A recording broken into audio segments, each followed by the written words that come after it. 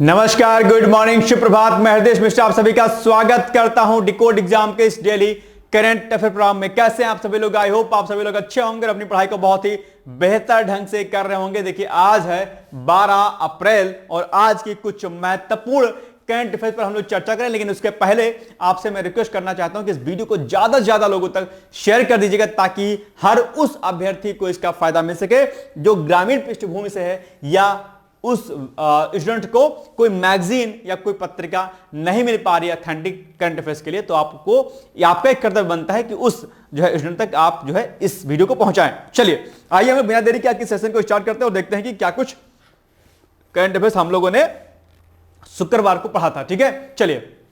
INS वर्षा भारत की परमाणु पनडुब्बी बेड़े को रखने के लिए परियोजना वर्षा के तहत आंध्र प्रदेश राज्य में भारतीय नौसेना का नौसैनिक अड्डा है, जिसे विशाखापत्तनम से 50 किलोमीटर यानी कि 31 मील दूर दक्षिण में रामबिल्ली में विकसित और विस्तारित किया जा रहा है। ठीक है, कल हमने आपको इसके बारे में बताया था, अगर आपको याद होगा संभवतः तो, है ना। चलिए आगे। हाल ही में ग्रामीण विकास और पंचायती राज पर संसदीय स्थायी समिति ने गांव में गरीब और निराश्रित लोगों पर राष्ट्रीय सामाजिक सहायता कार्यक्रम, ठीक है, के प्रभाव पर रिपोर्ट पेश की है। और उस रिपोर्ट की कुछ महत्वपूर्ण पॉइंट है जो हमने आपको कराए थे। प्रसिद्ध भारतीय रेत कलाकार सुदर्शन पटनायक रेत कला में अपने उत्कृष्ट योगदान के लिए प्रतिष्ठित फ्रेड डार्लिंगटन सैंड मास्टर पुरस्कार प्राप्त करने वाले पहले भारतीय बन गए हैं। ठीक है, याद रहेगा, सबसे इंपॉर्टेंट फैक्ट आपके लिए यही है और इसको आपको क्या करना है, याद रख लेना है। ठीक है, चलिए आगे बढ़ते हैं। ब्राजील के ब्रासिलिया में आयोजित 11वीं ब्रिक्स पर्यावरण मंत्रियों की बैठक में भारत ने 2030 जलवायु परिवर्तन एजेंडा को आगे बढ़ाने के लिए सामूहिक नेतृत्व की आवश्यकता पर जोर दिया है। और क्लाइमेट चेंज, जैसा कि आप लोग जानते होंगे, एक बड़ा वैश्विक मुद्दा है अपने आप में। दूसरा, केंद्रीय कृषि मंत्री शिवराज सिंह चौहान ने 9 अप्रैल 2025 को नेपाल के काठमांडू में तीसरी बिम्स्टेक कृषि मंत्रीय स्तरीय बैठक में पार्टिसिपेट किया। कहां पर? अब पूछ लीजिएगा आपसे, बताओ ये तीसरी बिम्स्टेक कृषि मंत्री स्तरीय बैठक कहां पर संपन्न हुई? तो आप कहेंगे सर नेपाल के काठमांडू में हुई। ये पॉइंट आपको क्या करना है, विशेष रूप से रेडी कर लेना है। ओके, याद रहेगा। चलिए आगे। राष्ट्रीय स्वच्छ गंगा मिशन ने 9 अप्रैल को अपनी 61वीं कार्यकारी समिति की बैठक में गंगा नदी और उसकी सहायक नदियों की सफाई के लिए 900 करोड़ रुपए से अधिक लागत की कई अहम योजनाओं को मंजूरी प्रदान कर दी है, जिसका मुख्य उद्देश्य क्या है, गंगा के पानी को शुद्ध करना है। और आप जानते होंगे नमामि गंगे प्रोजेक्ट के तहत ही क्या हुआ था कि गंगा का पानी शुद्ध हुआ, और गंगा के पानी के शुद्ध होने से क्या हुआ, गंगा डॉल्फिन की संख्या में वृद्धि हुई। और गंगा नदी डॉल्फिन पर जो हाल ही में रिपोर्ट जारी की गई है, उसमें जो है गंगा नदी के डॉल्फिन है गंगा नदी वाली, वो क्या है, उसके बारे में डिटेल्स में जानकारी आपको दी गई है। इस पर हमने आपको एक रिपोर्ट भी कराया था, अगर आपको याद होगा तो अगर वो चीज नहीं देखी है तो गंगा डॉल्फिन में जो रिपोर्ट आई है अभी हाल ही में, जो गणना रिपोर्ट आई हुई है, उसको आप लोग एक बार पढ़ लीजिएगा। ठीक है, चलिए आगे। आईआईटी दिल्ली ने अनुसूचित जाति और अनुसूचित जनजाति के 50,000 से अधिक छात्रों को तकनीकी प्रशिक्षण प्रदान किया है। ठीक है, आगे। भारत अमेरिका के साथ एक द्विपक्षीय व्यापार समझौते को 2025 की शरद ऋतु तक अंतिम रूप देने की दिशा में कार्य कर रहा है, जिससे भारत राष्ट्रपति डोनाल्ड ट्रंप के दूसरे कार्यकाल में अमेरिका के साथ ऐसा समझौता करने वाला एकमात्र देश बन गया। ठीक है, चलिए अब आज का हमारा क्या है, पहला जो है प्रश्न है। अच्छा, कल के प्रश्न का उत्तर देख लेते हैं एक बार कि नवाबगंज पक्षी जो अभ्यारण्य है उत्तर प्रदेश के किस जिले में है? तो यह आपका उन्नाव में है। ठीक है, बहराइच गोंडा वाले, गोंडा में अच्छा बताओ कौन सा कुछ है क्या गोंडा में? गोंडा में और बहराइच में कुछ चीज प्रसिद्ध है, बताओ। पर्यावरणीय दृष्टिकोण से बहराइच में क्या प्रसिद्ध है और पर्यावरणीय दृष्टिकोण से गोंडा में क्या प्रसिद्ध है? गोंडा वाले, कई बार गोंडा को लोग गोंडा भी बोलते हैं, है ना। जो गांव के जो लोग हैं वहां गोंडा को गोंडा बोलते हैं। गोंडा वाले कोई है क्या? देख रहा है वीडियो को मेरा? बताओ भैया गोंडा को।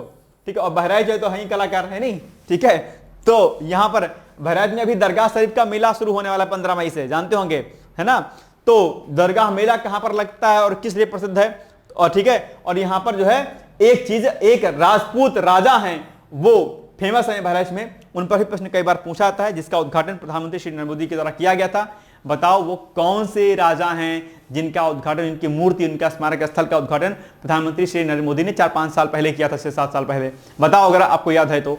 ठीक है, तो ये दोनों चीज यहां से आप लोग रेडी कर लीजिएगा। देखते हैं कि बुद्धि कितनी तेज है आपकी। ठीक है, चलिए अब आइए हम लोग बात करते हैं आज के पॉइंट पर।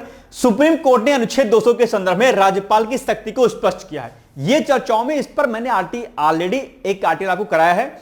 अनुच्छेद 200 का संबंध किससे है? राज्यपाल की प्रमुख शक्तियों से संबंधित है। और अभी हाल ही में सुप्रीम कोर्ट ने, माननीय सुप्रीम कोर्ट ने, एक विवाद था तमिलनाडु और राज्यपाल के बीच में, ठीक है, तो उसमें सुप्रीम कोर्ट ने राज्यपाल को नसीहत दी है, एक जो है पॉइंट दिया है कि भाई ऐसा है, देखो कि कुछ कुछ चीजों पर आपको क्या करनी है, आपको चर्चा करनी है। किस बात के लिए आपको ध्यान देना है कि जो अभी चीजें चल रही हैं उस पर आपको क्या करना है, ध्यान केंद्रित करना है। किस बात के लिए? कि आपके जो अधिकार हैं वो इतने ज्यादा नहीं है कि आप कुछ भी कर सकते हैं। तो ये चीजें चर्चाओं में रही हैं, इस पर हम लोग आइए बात करते हैं। तो अभी हाल ही में सुप्रीम कोर्ट ने एक निर्णय में राज्य विधानमंडल से पारित विधेयकों पर राज्यपाल द्वारा संविधान के अनुच्छेद 200 के अंतर्गत सहमति देने या उसे रोकने रखने से संबंधित शक्तियों को स्पष्ट किया है। और क्या कहा है सुप्रीम कोर्ट ने, इस पर हम चर्चा करते हैं। नंबर 1 पॉइंट क्या है? राज्यपाल को पूर्ण वीटो या पॉकेट वीटो की शक्ति प्राप्त नहीं है। क्या? पूर्ण वीटो और पॉकेट वीटो। पॉकेट वीटो का मतलब आप जानते हो कि संभवतः है ना कि रख लेना अपने, मतलब आप विधेयक अपने पास रख लेना, उसको जो है उस पर कोई जो है बातचीत ना करना, चुप पर रख लेना अपने में। तो उस पर भी सुप्रीम कोर्ट ने कहा कि नहीं नहीं भैया, इस पर ध्यान दो, आपके पास ऐसी शक्ति नहीं है। अनुच्छेद 200 के अंतर्गत यथाशीघ्र शब्द का प्रयोग किया गया है, जिसके अंतर्गत राज्यपाल द्वारा शीघ्रता से निर्णय लेने की आवश्यकता पर बल देता है। क्या अनुच्छेद 200 में क्या है? यथाशीघ्र शब्द, यानी कि जो भी विधेयक आता है उस पर शीघ्र, अतिशीघ्र जो है डिसीजन लेना होता है। किसको? राज्यपाल को, यानी कि गवर्नर को। यह नहीं कि भैया उस पर कोई निर्णय ना ले। कई बार आप जानते होंगे राज्य सरकार और राज्यपाल के बीच में डिस्प्यूट होने लगता है। कई बार इसका ताजा मामला, अगर एलजी की बात करें तो हम अभी दिल्ली में देख रहे थे इस मामले को, खींचातानी आम आदमी पार्टी और एलजी में लगी रहती थी कहीं ना कहीं। तो कई बार अगर जो पूर्ण जो राज्य है वहां पर भी राज्यपाल और स्टेट गवर्नमेंट में कई बार जो है तनातनी देखने को मिलती है, क्योंकि भैया राज्यपाल के पास, राज्यपाल क्या होता है? केंद्र सरकार का नुमाइंदा होता है। केंद्र सरकार का एक तरीके से प्रतीकात्मक रूप से क्या होता है, एक तरीके से व्यवस्थापक होता है अपने आप में। तो कई बार अगर स्टेट में क्या होता है, अगर सेम गवर्नमेंट नहीं होती तो कई बार वहां पर दिक्कतें देखने को मिलती हैं कई बार, है ना। चलिए, तो यह हो गया पॉइंट। इसके अलावा और क्या बोला गया भैया? और बोला गया है कि यदि पुनर्विचार के लिए भेजे गए विधेयक को विधानमंडल बिना बदलाव के फिर से पारित करता है और यदि उसमें कोई मूलभूत परिवर्तन ना हुआ हो तो राज्यपाल को उस विधेयक पर अनिवार्य रूप से सहमति देनी पड़ती है। यानी कि एक कोई विधेयक था एक्स नाम का, ठीक है, ये गवर्नर साहब के बाद पास गया, गवर्नर साहब ने कहा ना ना ना जी, इस पे तुम पुनर्विचार करो, इसमें कुछ गलती है, ये फिर से चला गया यहां पर, और अब इस पर राज्य विधानमंडल कुछ परिवर्तन करे या ना करे, या नॉर्मल परिवर्तन करे और फिर से राज्यपाल के पास भेजे कि भैया अब इस पर साइन करो, तो राज्यपाल को इस पर सहमति देने का अधिकार है पूरी तरीके से, यानी कि ये रोक नहीं सकता, अब आपको सहमति देनी पड़ेगी। यथाशीघ्र शब्द का इस्तेमाल भी किया गया है, ध्यान दीजिएगा। तो बहानेबाजी नहीं चलेगी, आपको जो है पास करना पड़ेगा, यानी कि उस विधेयक पर अनिवार्य रूप से सहमति देनी पड़ेगी राज्यपाल को, वो जो है रख नहीं सकता, रोक नहीं सकता है, ठीक है। इन्हीं सारे बिंदु पर सुप्रीम कोर्ट ने राज्यपाल को बताई हैं चीजें। राज्यपाल को राज्य मंत्रिपरिषद की सभा पर ही कार्य करना होगा। ये सभा नहीं होना चाहिए, आई थिंक होना सलाह पर होना चाहिए, मंत्रिपरिषद की सलाह पर होना, सभा मंत्रिपरिषद की सभा, ठीक है, खैर छोड़ दीजिए। राज्यपाल को मंत्रिपरिषद के आप सलाह कह लीजिए या मंत्रिपरिषद के अंतर्गत मंत्रिपरिषद के जो है पॉइंट पर ही काम करना पड़ेगा, वैसा इसको समझ सकते हैं। अब एक पॉइंट इसमें और है कि अपवाद स्वरूप यदि किसी पारित विधेयक से हाई कोर्ट या सुप्रीम कोर्ट की शक्तियां प्रभावित होती हैं तो राज्यपाल अनुच्छेद 200 के अंतर्गत अपनी शक्तियों का प्रयोग कर सकता है, उसको फिर भैया रोक सकता है इस बिल को। अगर सुप्रीम कोर्ट और हाई कोर्ट की शक्तियों में कोई परिवर्तन अगर होता है, कोई ऐसा विधेयक है, तो उस पर मामला लटक जाएगा। सुप्रीम कोर्ट एक ऐसा चीज है भाई साहब कि उसने अपनी शक्तियों को असीमित कर रखा है अपने आप में, गजब है भाई साहब सुप्रीम कोर्ट, ये अपने आप में, हालांकि अच्छी बात है, सुप्रीम कोर्ट की शक्तियां कम होंगी तो मामला गड़बड़ा जाएगा, इसलिए सुप्रीम कोर्ट, माननीय सुप्रीम कोर्ट अपने तरीके से चीजों को करता है। और एक अच्छी बात है भारतीय न्याय व्यवस्था की, अगर कहीं मामला कुछ गड़बड़ होता है तो कम से कम चाबुक चलाने के लिए सुप्रीम कोर्ट हमेशा तत्पर रहता है, ठीक है। हालांकि कई मामलों पर जो है मामला गड़बड़ा जाता है, जैसे कि अभी हाल ही में वो जो मामला सामने आया था ना फोन वाला, तो उसमें सुप्रीम कोर्ट ने उस याचिका को खारिज कर दिया।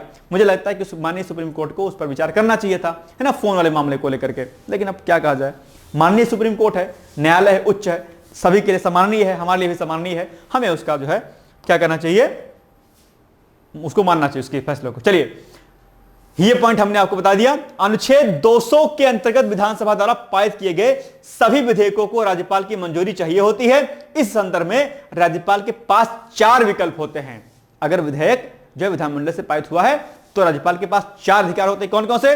विधेयक को मंजूरी दे देना, मंजूरी रोक देना, विधेयक को राष्ट्रपति के विचार के लिए आरक्षित रखना और विधेयक को पुनर्विचार के लिए विधानसभा को वापस भेज देना। और अगर विधेयक को पुनर्विचार के लिए विधानसभा को भेजा जाता है और फिर से राज्यपाल के पास आता है तो राज्यपाल को सहमति देनी ही पड़ेगी। सहमति देना क्या रहेगा? अनिवार्य रहेगा। ठीक है, याद रखिए पॉइंट। चलिए आगे बढ़ते हैं हम लोग। अब बताइए आप लोग निम्नलिखित कथनों में कौन सा कथन सही है? नंबर 1, हाल ही में सुप्रीम कोर्ट ने एक निर्णय में राज्य विधानमंडल से पारित विधेयकों पर राज्यपाल द्वारा संविधान के अनुच्छेद 200 के अंतर्गत सहमति देने या उसे रोकने रखने से संबंधित शक्तियों को स्पष्ट किया गया है। ठीक है, यदि किसी पारित विधेयक से हाईकोर्ट या सुप्रीम कोर्ट की शक्तियां प्रभावित होती हैं तो राज्यपाल अनुच्छेद 200 के अंतर्गत अपनी शक्तियों का प्रयोग कर सकता है। ठीक बात है, बिल्कुल सही बात है। यानी कि उसको रख लेगा अपने पास, नहीं भैया मामला, फिर उसको राष्ट्रपति को भेज देगा, ए भाई साहब देखो जरा इसमें शक्ति क्या हो रही है, इसमें हाईकोर्ट सुप्रीम कोर्ट की कम हो रही है, इसको रोक दो टप से, तो मामला वहां पर रुक जाता है। तो दोनों कथन सही, यानी कि C is the right answer. अच्छा, धन विधेयक के मामले में, धन विधेयक, एक पॉइंट मैं आपको देता हूं टास्क के लिए। धन विधेयक, क्या धन विधेयक? देखो धन विधेयक एक है आपके सामने, क्या धन विधेयक, ठीक है, और एक है वित्त विधेयक, वित्त विधेयक। ठीक है, देखो धन विधेयक यानी कि क्या है? Money bill. वित्त विधेयक यानी कि फाइनेंस बिल। इन दोनों पर खूब प्रश्न आते हैं भैया, अंतर पूछ लेता है कई बार आपसे। मनी बिल और फाइनेंस बिल पर अंतर पूछ लेता है, क्या क्या कुछ चीजें हैं इसमें, क्या क्या प्रावधान है इसके। धन बिल के संदर्भ में भैया ध्यान रखिएगा, विधानसभा, क्या विधानसभा एंड लोकसभा को अनन्य शक्ति प्राप्त होती है। ध्यान रखिएगा, मामला अगर मनी बिल का है तो उसे विधानमंडल के संदर्भ में विधानसभा में जो है, और उसमें जो है जो उच्च सदन है उसको ज्यादा रोक नहीं सकता है। ठीक उसी प्रकार से इस पर सहमति देनी पड़ती है, मतलब राज्यपाल को अंतिम रूप से। ठीक उसी प्रकार से अगर हम संसद की बात करेंगे तो वहां पर भी लोकसभा को अनन्य शक्ति प्राप्त जो है होती है। अगर धन विधेयक कोई बिल है और अगर राज्यसभा में पास किया जाता है तो 14 दिन के भीतर जो है उस पर सहमति देना बहुत जरूरी होता है। मतलब कि जो कुछ करना होता है उस पर मतलब राज्यसभा उसको रोक नहीं सकती ओवरऑल, और राष्ट्रपति को साइन करना पड़ता है अपने। तो मनी बिल अपने आप में एक बड़ा क्या है, इंटरेस्टिंग चीज है। इस पर आप लोग चीजों को नोट्स बना लीजिएगा। और मनी बिल अर्थात धन विधेयक का संबंध किस अनुच्छेद से है, यह प्रश्न भी बहुत बार पूछा गया है। मैं उम्मीद करता हूं कि आप इसका उत्तर मुझे तुरंत बताएंगे, फटफट जल्दी ऐसे कमेंट करके बताओ। धन बिल जो धन विधेयक होता है वो उसका जो प्रावधान अनुच्छेद किस अनुच्छेद में है, किस नंबर में है, मुझे इसका उत्तर बताइए, फटाफट बताइए, क्योंकि कई बार आपके एग्जाम में पूछा गया है। तो आपको मैं टास्क आपका पहला देता हूं कि इसके बारे में आप लोग पहले से पढ़ लीजिएगा अच्छे तरीके से। टास्क नंबर क्या है आपका 1, यानी कि आपका क्या है, होमवर्क है। ठीक है, कल मैं पूछूंगा किन किन लोगों ने किया है, और मेरे पास लगी हुई है दूरबीन। ठीक है, जो टुकुर टुकुर देख रहे हो आप लोग, मुझे सब दिख रहा है कौन क्या कर रहा है। कुछ लोग फोन ही चला रहे हैं, कुछ लोग का फोन आ गया था अभी, फट देखो अभी फोन रखे हैं फट से, है नहीं। चलो मैं जानता हूं कहां कहां बता रहे हो आप लोग। चलो सी, चित्तौड़गढ़ किला भाई साहब अभी चर्चाओं में है। चर्चाओं में इसलिए क्योंकि अभी हाल ही में राजस्थान सरकार ने चित्तौड़गढ़ के आसपास के लगभग 9-10 किलोमीटर के एरिया में जो खनन कार्य होता है उसको रोकने पर जो है विचार कर रही कि भैया खनन ना हो, है ना। क्योंकि आप जानते हो कि चित्तौड़गढ़ जो हमारा किला है प्राचीन रूप से जो है क्या है, बहुत ही अपने आप में विरासत रूप में है, और इसके अपना एक इतिहास है, अपना एक जो है अलग कल्चर है अपने आप में। और चित्तौड़ के राजाओं के बारे में, चित्तौड़ किले के बारे में तो आप लोगों ने खूब सुना हुआ था। पद्मावती का नाम आपने सुना होगा, जौहर सुना होगा, है ना। ये सब चीजें वहां पर जुड़ी हुई हैं, उससे आप सभी लोग जानते होंगे, मूवी भी बन चुकी है इस पर, है ना। चलिए, तो इसके बारे में हम थोड़ा सा जान लेते हैं चित्तौड़गढ़ के बारे में। तो चित्तौड़गढ़ दुर्ग या किला भारत का सबसे विशाल दुर्ग है। यह राजस्थान के चित्तौड़गढ़ में स्थित है, और चित्तौड़गढ़ के किले को मौर्य राजवंश के सम्राट चित्रांगद मौर्य यानी कि चित्रांग मौर्य परमार ने बनवाया था। यह एक विश्व विरासत स्थल भी है अपने आप में। सभी लोग, मोस्टली लोग आप में से कई लोग घूमने भी गए होंगे, हम तो भी नहीं गए फिलहाल, लेकिन जाएंगे। चित्तौड़ मेवाड़ की क्या थी, राजधानी थी भाई साहब, और मेवाड़ के बारे में तो बखूबी आप लोग जानते होंगे। ठीक है, इस किले का निर्माण मौर्य वंशीय राजा चित्रांगद मौर्य ने 7वीं शताब्दी में करवाया था, और इसे अपने नाम पर चित्रकूट के रूप में बसाया। मेवाड़ के प्राचीन सिक्कों पर एक तरफ चित्रकूट नाम अंकित मिलता है, बाद में यह चित्तौड़ कहा जाने लगा। चित्तौड़ के जौहर के बारे में आप निश्चित तौर पर जानते होंगे, जो आक्रांता थे, किस तरीके से जो है काम मामला जो है करते थे, मतलब किस तरीके से क्या ही बताया, जिस पर नो कमेंट अबाउट दिस। लेकिन फिर जौहर करना पड़ता था रानियों को, है ना। तो ये जौहर के बारे में लिखा कि चित्तौड़ के कौन कौन से जौहर हुए हैं। तो पहला जौहर जो हुआ था रावल रतन सिंह के शासनकाल में अलाउद्दीन खिलजी के आक्रमण के समय 1303 में रानी पद्मनी रघुवंशी के नेतृत्व में जौहर किया गया था, आप जानते होंगे बखूबी, है ना, मूवी बनी है इस पर, ठीक है। दूसरा जौहर राणा विक्रमादित्य के शासनकाल में सन 1534 ईस्वी में गुजरात के शासक बहादुर शाह के आक्रमण के समय में रानी कलमती के नेतृत्व में 8 मार्च 1534 में हुआ था। सब कुछ ठीक था यार, लेकिन महिलाओं के साथ अगर कोई जाति करता, गलत करता, तो बहुत इतिहास में क्या कहूं, जो लोग महिलाओं को सम्मान नहीं करते हैं।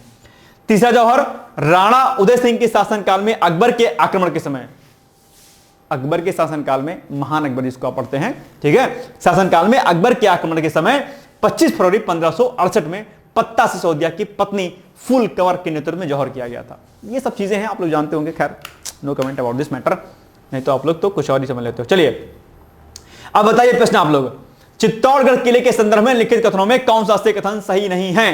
नंबर 1, राजस्थान सरकार चित्तौड़गढ़ किले के 10 किलोमीटर के दायरे में खाना गतिविधियों, अरे भाई साहब खाना कहां से होगा जी, खनन होगा, खनन गतिविधियों पर पूर्ण प्रतिबंध लगाने पर विचार कर रही है। देखो यहां पर भी तो गलती नहीं है, खनन होना चाहिए था, ये यहां पर भी कर दो खनन, खाना हो गया है, मुझे लग रहा है भूख लगी तो हो गया है खाना, खनन होगा, ठीक है, खनन गतिविधियों पर रोक लगाने की बात कही है। चलिए आगे। दूसरा, इस किले का निर्माण मौर्य वंशीय राजा चंद्रगुप्त मौर्य ने 7वीं शताब्दी में करवाया था। नहीं भाई साहब, इन्होंने नहीं करवाया था, किन्होंने करवाया था? हमने अभी लास्ट स्लाइड में पढ़ा इसको, ठीक है। तो ये कथन क्या है? गलत है, यानी कि 20 द राइट आंसर, केवल 2 गलत है, तो बस 20 द राइट आंसर, कोई दिक्कत? चलिए, फ्री ट्रेड एग्रीमेंट और द्विपक्षीय निवेश संधि, यह भी चर्चाओं में है। आप कहेंगे सर क्यों चर्चाओं में है, ठीक है। तो फ्री ट्रेड एग्रीमेंट और द्विपक्षीय निवेश संधि के लिए बातचीत अभी संपन्न हुई है, हो रही है। तो भारत और यूके के दोनों देशों के बीच द्विपक्षीय संबंधों को मजबूत करने और फ्री ट्रेड एग्रीमेंट, जिसको हम लोग एफटीए बोलते हैं, बखूबी आप लोग इसके बारे में जानते होंगे, है ना, और द्विपक्षीय निवेश संधि के लिए बातचीत जारी रखने की प्रतिबद्धता जताई है।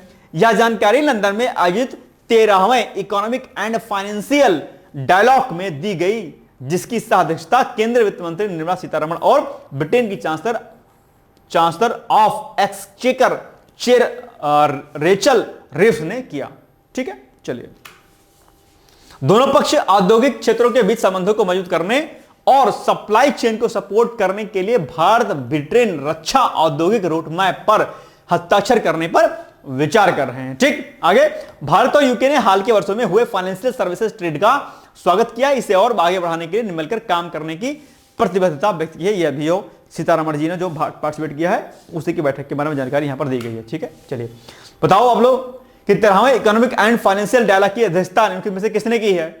तो सिंपल सी बात है, वित्त मंत्री जी ने की है, यानी कि निर्मला सीतारमण जी ने की है, बस हो गया। हवाई अड्डों और बंदरगाहों पर काफी भीड़ भाड़ का हवाला देते हुए बांग्लादेश को उपलब्ध ट्रांसशिपमेंट सुविधा को समाप्त कर दिया अभी हाल में बांग्लादेश के लिए। आप जानते होंगे कि इस समय बांग्लादेश में भारत विरोधी कई प्रकार की गतिविधियां देखी जा रही हैं। वहां पर जो अल्पसंख्यक समुदाय हैं उन पर ज्यादती हो रही है, खासकर महिलाओं पर ज्यादती हो रही है, और कई सारी चीजें वहां पर भारत विरोधी देखी जा रही हैं। और ऐसे में कहीं ना कहीं भारत, और इसके अलावा जो वहां के भाई साहब खलीफा वजी बने हुए हैं, ठीक है, तो उन्होंने भी जो है कई सारी चीजें गलती की हैं, जो कि उन्हें नहीं करना चाहिए था अपने आप में, ठीक है। बड़े प्लेटफॉर्म पर, खासकर चाइना के संदर्भ में, चाइना के प्लेटफॉर्म पर उन्हें भारत के लिए अच्छे शब्दों का इस्तेमाल नहीं किया, और ऐसे में कहीं ना कहीं भारत ने यह मामला कर दिया अपने आप में, ठीक है। तो भारत ने अपने हवाई अड्डों और बंदरगाहों पर काफी भीड़ का हवाला देते हुए बांग्लादेश को उपलब्ध ट्रांसशिपमेंट जो है सुविधा समाप्त कर दी है। अब इसमें क्या होता था, इस सेवा का इस्तेमाल करके बांग्लादेश क्या करता था, ये जो ट्रांसशिपमेंट सुविधा है, इसका उपयोग बांग्लादेश भारतीय सीमा शुल्क यानी कस्टम स्टेशनों का उपयोग करके तीसरे देशों को माल निर्यात करता था। बात करना आप तो ना कर दोगे जी भाई साहब, चलो निकलो काम से। यह सुविधा जून 2022 में शुरू की गई थी और इसे वापस लेने का निर्णय वित्त मंत्रालय के केंद्रीय अप्रत्यक्ष कर और सीमा शुल्क बोर्ड के द्वारा लिया गया है। ठीक है, ये हो गया हमारा इंपॉर्टेंट फैक्ट। बाकी इसको एक बार आप लोग थोड़ा सा पढ़ लीजिएगा डिटेल में। ठीक है, चलिए ये पॉइंट आप जानते होंगे, दोनों देशों ने 2023 में चटगांव और मोंगला बंदरगाहों के उपयोग के लिए समझौते को भी किया था। तो ये भी पूछ सकता है ना कि ये कब किया गया था साइन। चलिए, भारत ने अपने हवाई अड्डों और बंदरगाहों पर काफी भीड़ भाड़ का हवाला देते हुए किस देश को उपलब्ध ट्रांसशिपमेंट सुविधा समाप्त कर दी? किस देश की? तो सिंपल सी बात है, बांग्लादेश। ठीक है, ए याद रहेगा पॉइंट। आगे बढ़ते हैं। स्लोवाकिया भी चर्चाओं में क्यों? क्योंकि आपके जो हमारे देश की राष्ट्रपति महोदया हैं, राष्ट्रपति द्रौपदी मुर्मू जी, वो स्लोवाकिया देश की यात्रा पर थी और लंबे समय के बाद किसी राष्ट्रपति की ये यात्रा पहली थी अपने आप में, इसलिए स्लोवाकिया देश चर्चाओं में है। तो स्लोवाकिया देश के बारे में आपको जानकारी होनी चाहिए। ठीक है, कब? 9 अप्रैल को वो जो है स्लोवाकिया की राजधानी ब्रातिस्लावा में राष्ट्रपति पीटर पेलेग्रिनी से मुलाकात की। तो ये राष्ट्रपति का नाम और इसकी राजधानी का नाम, ये दोनों फैक्ट आपको याद रखना है। ठीक है, और कब गए थे ये डेट भी आपको याद रखनी है। आगे, यह किसी भारतीय राष्ट्रपति की लगभग 30 वर्षों बाद स्लोवाकिया की पहली यात्रा है। ठीक है, इस मुलाकात में दोनों नेताओं ने भारत और स्लोवाकिया के बीच सहयोग के कई क्षेत्रों जैसे व्यापार, रक्षा, शिक्षा और विज्ञान तकनीकी पर चर्चा की। उन्होंने आपसी सहयोग और आगे बढ़ाने के मुद्दों पर भी बातचीत की है। ठीक है, बाकी यहां पर आप लोग देख सकते हैं कि स्लोवाकिया के बारे में थोड़ा सा। स्लोवाकिया जो है यूरोप महाद्वीप में स्थित क्या है? एक देश है। ठीक है, 1 जनवरी 1993 को चेकोस्लोवाकिया से अलग होने के बाद इस राज्य का निर्माण हुआ था। यहां की राजधानी ब्रातिस्लावा है, करेंसी क्या है? यूरो है। ये आप यहां पर देख पा रहे होंगे स्लोवाकिया। ठीक है, राजधानी क्या है इसकी? ब्रातिस्लावा। और आप यहां पर बाकी पॉइंट यहां पर इधर के बारे में पोलैंड है, ठीक है, ऑस्ट्रेलिया है, हंगरी है, दूर रोमानिया है। ठीक है, ये सब आप देख लीजिएगा मैप में। चलिए, स्लोवाकिया किस महाद्वीप में है भाई साहब? बताओ। यूरोप महाद्वीप में है। 20 दा राइट आंसर। ठीक है, बस हो गया सही। ओजोन प्रदूषण भाई साहब, जो आपका अभी आईआईटी खड़गपुर है, आईआईटी खड़गपुर से, ठीक है, एक अध्ययन किया गया आईआईटी खड़गपुर में। अच्छा, आईआईटी खड़गपुर बहुत अच्छा संस्थान है अपने आप में। अगर आप लोग आपके भाई बहन अगर जाना चाहते होंगे तो वहां से खड़गपुर से पढ़ाई तैयारी कराइएगा। आईआईटी कानपुर भी अच्छा माना जाता है और आईआईटी खड़गपुर अच्छा माना जाता है। ठीक है, चलिए, आईआईटी खड़गपुर में एक अध्ययन किया गया है जिसके अनुसार धरातलीय ओजोन प्रदूषण इंडो गंगा के मैदान और मध्य भारत में प्रमुख खाद्य फसलों को गंभीर रूप से प्रभावित कर रहा है। ओजोन डिप्लीशन के बारे में आप जानते होंगे, ओजोन क्षरण बोलते हैं, और ओजोन पॉल्यूशन भी होता है, O3 इसको। ओजोन को किसे डिनोट करते हैं? O3 से। ठीक है, O3 से। तो ये काफी जो है ज्यादा प्रदूषण अभी कर रहा है। ठीक है, तो धरातलीय ओजोन को क्षोमंडलीय ओजोन कहते हैं। क्षोमंडल यानी कि जिसको हम ट्रोपोस्फीयर बोलते हैं ना, पृथ्वी की लेयर है, पढ़ा होगा ना आपको। Troposphere, stratosphere, mesosphere, ionosphere, exosphere, पढ़ा कि नहीं पढ़ा? अलग अलग जो है उसकी परतें पृथ्वी की। तो उसी में इसको क्या बोलते हैं? ओजोन, जो क्षोमंडलीय ओजोन बोलते हैं। यह एक वायु प्रदूषक है जो निचले वायुमंडल यानी कि क्षोमंडल में पाया जाता है, इसीलिए इसको क्या बोलते हैं? इसीलिए हम लोग इसको बोलते हैं दरअसल क्या जो है? धरातलीय ओजोन। ठीक है, यह प्राकृतिक रूप से और मानव गतिविधियों के माध्यम से बनता है, जिसमें वाहन उत्सर्जन और औद्योगिक गतिविधियां भी शामिल हैं। ओजोन क्या? द्वितीयक प्रदूषक है भाई साहब, बहुत इंपॉर्टेंट है। Primary pollutant and secondary pollutant, यानी कि प्राथमिक प्रदूषक और द्वितीयक प्रदूषक के बारे में खूब प्रश्न आपके एग्जाम में पूछा जाता है भाई साहब। तो मैं आपसे उम्मीद करता हूं कि प्राइमरी पॉल्यूटेंट और सेकेंडरी पॉल्यूटेंट यानी कि प्राथमिक प्रदूषक, क्या? प्राथमिक प्रदूषक एंड द्वितीयक प्रदूषक, सुने हैं नाम? नहीं सुने हैं आप लोग? द्वितीयक प्रदूषक, अगर कोई जानता है तो बताए कि प्राथमिक प्रदूषक और द्वितीयक प्रदूषक क्या होते हैं। प्राथमिक प्रदूषक क्या होते हैं? सीधे सोर्स से निकलते हैं, सीधे सोर्स से। पॉइंट कोई है, एक्स नामक पॉइंट है, तो प्राइमरी जो पॉल्यूटेंट होगा सीधे सोर्स से निकलेगा, बस। कोई एक्स नाम का पॉल्यूटेंट निकला, ये क्या हो गया? Primary pollutant. ठीक। सेकेंडरी पॉल्यूटेंट क्या होता है? सेकेंडरी पॉल्यूटेंट जब सीधे स्रोत से नहीं निकलेगा, यदि एक्स है, अब इस एक्स के साथ में कोई अन्य गैस क्या करेगी? रिएक्ट करेगी, तो जो नई गैस बनेगी दैट्स कॉल्ड क्या बनेगा? वो सेकेंडरी पॉल्यूटेंट होगा। यानी कि प्राइमरी में प्रथम स्थान पहला सोर्स यही पॉइंट है, तो प्राइमरी पॉइंट हो गया। लेकिन जब दो गैसें आपस में को रिएक्ट करती हैं या किसी अन्य चीज के साथ में कुछ रिएक्ट करती है, तब जो गैस बनती है उसे क्या बोलेंगे? सेकेंडरी पॉइंट बोलेंगे, द्वितीयक प्रदूषक बोलेंगे। तो ओजोन क्या है? द्वितीयक प्रदूषक है अपने आप में, ठीक है। चलिए, यह प्राथमिक प्रदूषक है, क्या है? द्वितीयक प्रदूषक है, ठीक है। चलिए, अब यहां पर प्राथमिक प्रदूषक क्या है और द्वितीयक प्रदूषक के बारे में लिखा है। तो प्राथमिक प्रदूषक वे पदार्थ होते हैं जो सीधे वायुमंडल में छोड़े जाते हैं, यानी कि सीधे सोर्स से निकलते हैं, ठीक है, टू द पॉइंट। जैसे कि कार्बन मोनोऑक्साइड, आप जानते होंगे ऑटोमोबाइल से, ठीक है, CO निकलती है, डायरेक्टली निकलती है, ठीक है, जहरीली गैस होती है। कार्बन मोनोऑक्साइड क्या करती है? आपके जो है ब्लड में घुलती है और क्या करती है भाई साहब? आप समझ गए होंगे, कार्बन मोनोऑक्साइड बहुत जहरीली गैस होती है अपने आप में, ठीक है। Sulphur dioxide SO2, nitrogen dioxide, कणिका पदार्थ SPM, ब्लैक कार्बन, ये सब सीधे जो है क्या होते हैं? सीधे जो है कहीं ना कहीं आपके पॉइंट से निकलते हैं। और सेकेंडरी पॉइंट क्या होता है? ये क्या है? द्वितीयक प्रदूषक वे प्रदूषक होते हैं जो वातावरण में बनते हैं और सीधे किसी स्रोत से उत्सर्जित नहीं होते हैं। ये प्रदूषक प्राथमिक प्रदूषकों और अन्य तत्वों के बीच में रासायनिक प्रक्रिया के कारण बनते हैं, जैसे कि ओजोन, स्मॉग और अम्लीय वर्षा। अब एक बात ध्यान रखिएगा, अम्लीय वर्षा, एसिड रेन बहुत इंपॉर्टेंट है आपके एग्जाम के लिए। तो मैं आपको टास्क सेकंड देता हूं कि आप लोग क्या करिएगा, टास्क सेकंड के अंतर्गत आप लोग एसिड रेन, अम्लीय वर्षा, एसिड रेन क्या होती है, ठीक है। और एसिड रेन के जो है क्या होते हैं? फार्मूला है एसिड रेन का, है ना, H2SO4HNO3, फिर क्या बन जाएगा? H2SO4 बन जाएगा। तो ये फार्मूला आप याद कर लीजिएगा। और एसिड रेन क्या होता है, किस प्रकार से फसलों को नुकसान पहुंचाता है, एसिड रेन का जो है मनुष्य की त्वचा पर क्या इंपैक्ट पड़ता है, ये पॉइंट आप लोग क्या करिएगा? अच्छे तरीके से याद कर लीजिएगा, ठीक है। चलिए, निम्नलिखित में द्वितीयक प्रदूषक नहीं है, कौन नहीं है? तो ओजोन जो है द्वितीयक प्रदूषक है, स्मॉग भी द्वितीयक प्रदूषक है, अम्लीय वर्षा भी क्या है? द्वितीयक प्रदूषक है, ठीक है। और ये जो आपका कार्बन मोनोऑक्साइड है, क्या? ये जो कार्बन मोनोऑक्साइड है आपका, ये क्या है? जिसको हम लोग क्या बोलते हैं? CO बोलते हैं, CO। कार्बन मोनोऑक्साइड जो है ये आपका क्या है? प्राइमरी पोल्यूटेंट है। क्या है? प्राइमरी पोल्यूटेंट है, ठीक है, प्राइमरी पोल्यूटेंट, POLLUTE, ठीक है। चलो, पुर्तगाल चर्चाओं में भाई साहब, भारत के राष्ट्रपति पुर्तगाल की भी यात्रा पर थी, इसलिए पुर्तगाल भी चर्चाओं में है। तो पुर्तगाल के बारे में भी आप लोग पढ़ लीजिएगा। पुर्तगाल यूरोप का सबसे पश्चिमी देश है, ठीक है, और इसके उत्तर और पूर्व में स्पेन है, उत्तर और पूर्व में स्पेन। तो देखो भैया, ये पुर्तगाल है, इसके उत्तर और पूर्व में स्पेन है, उत्तर में और पूर्व में क्या है? स्पेन है, ठीक है, हो गया स्पेन आपका। दक्षिण व पश्चिम में उत्तरी अटलांटिक महासागर, क्या? दक्षिण और पश्चिम में, दक्षिण और पश्चिम में अटलांटिक महासागर, तो ये आपका स्पेन हो गया।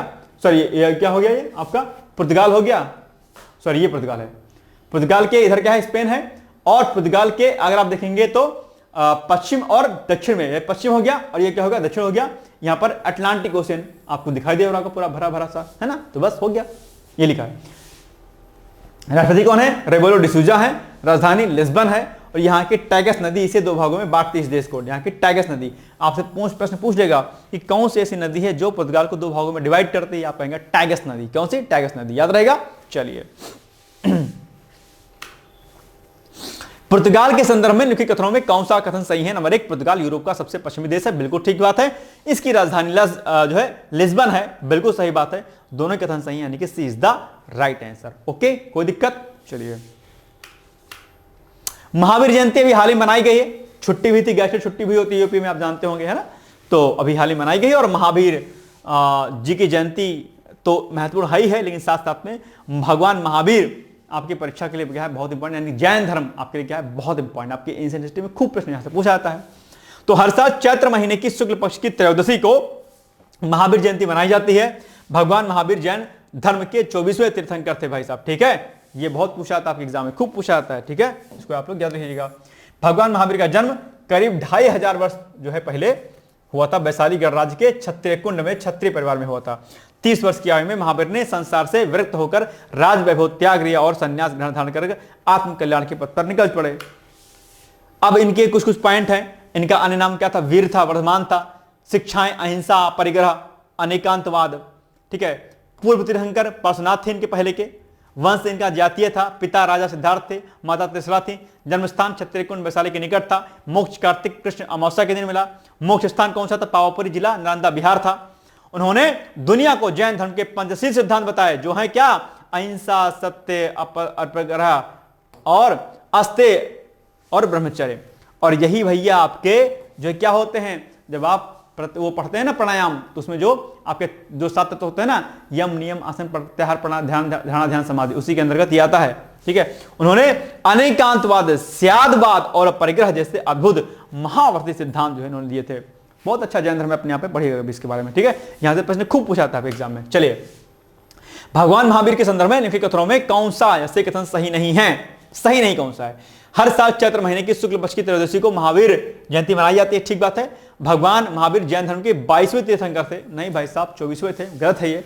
तो क्या हो जाएगा? अब गलत है, केवल 2 वाला गलत है। तो देखो केवल 2 कहां पर है कुट में, तो बी वाली जगह पर है केवल 2, बस B is the right answer. ठीक, अब आपके सामने एक प्रश्न है, भूदान आंदोलन का प्रारंभ जो है सर्वप्रथम किस राज्य में हुआ था? बहुत आसान सा प्रश्न है, इसका उत्तर आप लोग प्लीज जरूर दीजिएगा। ओके, इसके अलावा ये टेस्ट सीरीज आप लोग, मैं डेली इसके बारे में बताता हूं। अगर आपको पीसीएस की टेस्ट सीरीज लेनी है 12,000 प्लस प्रश्नों के माध्यम से, जिसमें हम लोग जो है आपको लास्ट में 10 फुल एंड टेस्ट और 5 जो है आपको सीसेट का टेस्ट देंगे। टॉपिक वाइज टेस्ट होगा, जहां पर पहले ही आपको पता रहेगा कि भैया कल कौन सा हमारा टेस्ट होगा।